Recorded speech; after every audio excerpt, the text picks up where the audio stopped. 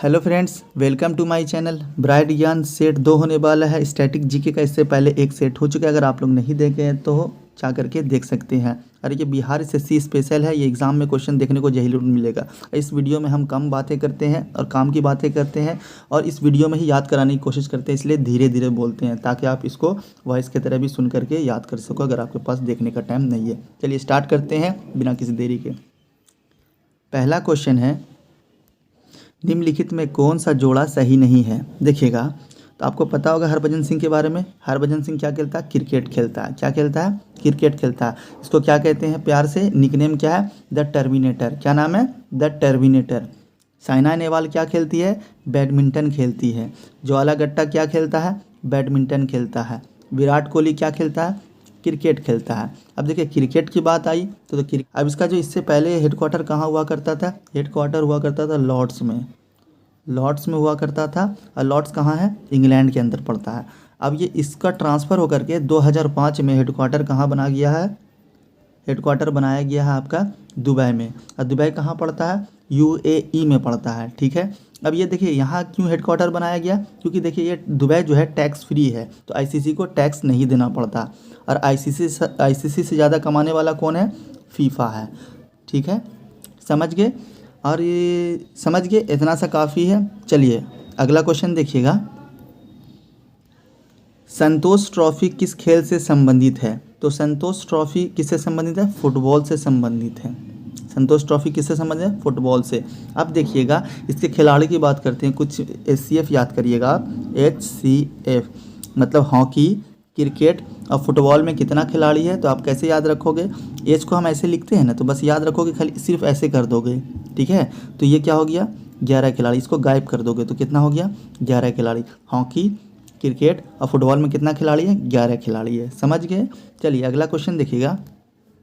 GI tag प्राप्त करने वाला पहला भारतीय उत्पाद क्या है? मतलब हिंदुस्तान का पहला कौन सा उत्पाद है जो जीआई टैग प्राप्त किया है? देखिएगा तो जीआई जो मिलता है, जीआई टैग जो मिलता है कब? 1999 अधिनियम से। ठीक है, समझ गए? अब यहाँ पे बात आई कि सबसे पहले किसको मिला था? तो दार्जिलिंग चाय को। दार्जिलिंग चाय को। तो दार्जिलिंग चाय को कब मिला था? 2004 में मिला था। कब मिला था? 2004 में।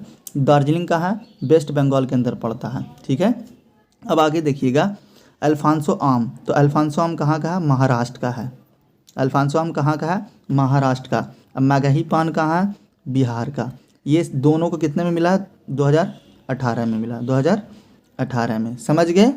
अल्फांसो आम महाराष्ट्र का और मगही पान बिहार का। 2018 में इसको मिला है जीआई टैग। और सबसे पहले हिंदुस्तान में कहाँ मिला? दार्जिलिंग चाय को मिला 2004 में। समझ गए? चलिए अगला क्वेश्चन देखिएगा। MICR का पूर्ण रूप क्या है? तो MI magnetic ink character recognization. समझ गए? इसको याद कर लीजिएगा। चलिए अगला क्वेश्चन देखिएगा। RBI के लोगो में कौन सा जानवर का चित्र है? तो RBI के लोगो में, RBI की बात हुई तो RBI की स्थापना कब हुई? 1 अप्रैल 1935 को। ठीक है, 1935 को, 1 अप्रैल 1935 को हुआ। ठीक है, अब इसका जो रजिस्ट्रेशन हुआ, इससे पहले क्या था? ये प्राइवेट संस्था थी। ठीक है, और जब इसका रजिस्ट्रेशन हुआ तो फुल तरीके से क्या हो गया? सरकारी हो गया। तो 1 जनवरी 1949 को इसका रजिस्ट्रेशन हुआ। ठीक है, reserve bank of India. Reserve bank of India को क्या कहते हैं? बैंकों का बैंक कहते हैं। ठीक है, इसका लोगो जो है, तो एक अगर जानवर की बात करेगा तो रॉयल बंगाल टाइगर हो गया, और पेड़ की बात करेगा तो ताड़ का पेड़। ताड़ का पेड़। समझ गए? चलिए अगला क्वेश्चन देखिएगा। इसका हेडक्वार्टर कहाँ है? मुंबई में है। चलिए अगला क्वेश्चन देखिएगा। प्रसिद्ध पुस्तक a better India a better world के मतलब कौन लिखा है ये book? A better India a better world. तो NR नारायण। NR नारायण मूर्ति। NR नारायण मूर्ति। समझ गए? चलिए अगला क्वेश्चन देखिएगा। पर्यावरण और विकास पर संयुक्त राष्ट्र सम्मेलन को कहते हैं। तो क्या कहते हैं? अर्थ समिट कहते हैं, जिसको बोलते हैं पृथ्वी शिखर सम्मेलन। ठीक है, तो ये सबसे पहले कब हुआ था? 1992 में हुआ था। कहाँ में? रियो डी जेनेरियो ब्राज़ील के अंदर पड़ता है। रियो डी जेनेरियो ब्राज़ील के अंदर पड़ता है। आप सुनिएगा, इसको याद कीजिएगा। मेन पर्पस है याद करना। ठीक है, रियो डी जेनेरियो ब्राज़ील के अंदर 1992 में पहला अर्थ समिट हुआ था। अगला क्वेश्चन देखिएगा, रामचंद्र नारायण जी द्विवेदी किस नाम से विख्यात है? तो क्या नाम से विख्यात है? कवि प्रदीप के नाम से विख्यात है। बस इसको एक नज़र देख लीजिए, ठीक है, एग्ज़ाम में आने की संभावना कम है।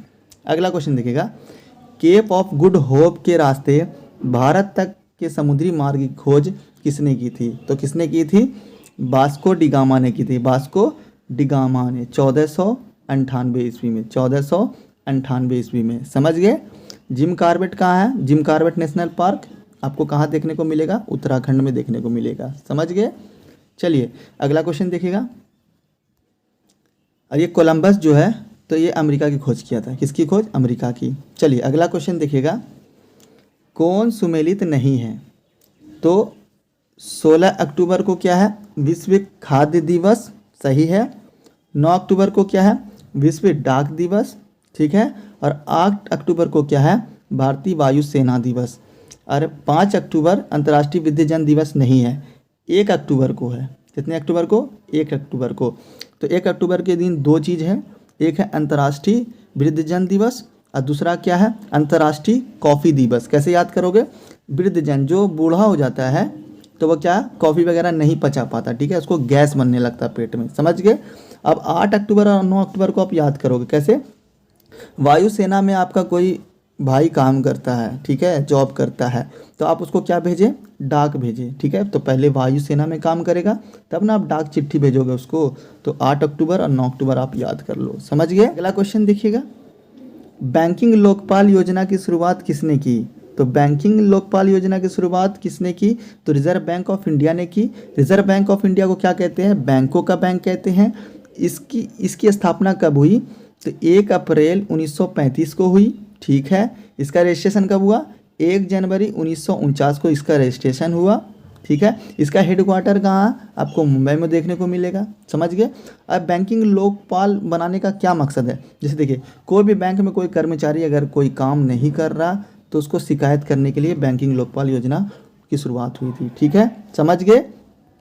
चलिए अगला क्वेश्चन देखिएगा, निम्नलिखित में कौन सा एक युग्म सुमेलित नहीं है? तो देखिएगा, ब्लू बुक, तो यूके के सरकार का अधिकारी बुक है। यूके का क्या है? ब्लू बुक है, ठीक है, यूके का ब्लू बुक है। अब जैसे कैसे याद करोगे? यूके इंग्लैंड का है ना जी, तो इंग्लैंड का जो खिलाड़ी है कैसा कपड़ा पहनता है? ब्लू पहनता है, देखा होगा। समझ गए? एकदम ब्लू ने याद रखने के लिए बस बता रहे हैं। ग्रीन बुक इटली और ईरान का है, ई से इटली, ई से ईरान, ठीक है। इटली की राजधानी रोम होता है, ईरान की राजधानी तेहरान होता है। समझ गए? अब उसके बाद ग्रीन बुक कहाँ? इटली का, ईरान का है। ग्रे बुक कहाँ का? जापान का और बेल्जियम का। समझ गए? तो ये सभी ऑप्शन सही है, ठीक है, ऑप्शन नंबर डी करेक्ट है। अगला क्वेश्चन देखिएगा, लोकसभा की प्रथम महिला महासचिव कौन है? लोकसभा की प्रथम महिला महासचिव कौन है? ये आप स्नेहलता श्रीवास्तव है, स्नेहलता श्रीवास्तव है। और सुषमा स्वराज जो है वो दिल्ली की पहली मुख्यमंत्री है। कहाँ की? दिल्ली की। कहाँ की? दिल्ली की। दिल्ली क्या है? यूटी है, यूनियन टेरेटरी। चलिए अगला क्वेश्चन देखिएगा, निम्नलिखित में से कौन सा एक सुमेलित नहीं है? तो देखिएगा, फिनलैंड की राजधानी हेलसिंकी, सही है। फिनलैंड को क्या बोलते हैं? झीलों का देश बोलते हैं, ठीक है। अब उसके बाद यहाँ पे देखिए, बोल्विया की राजधानी लापाज, ठीक है।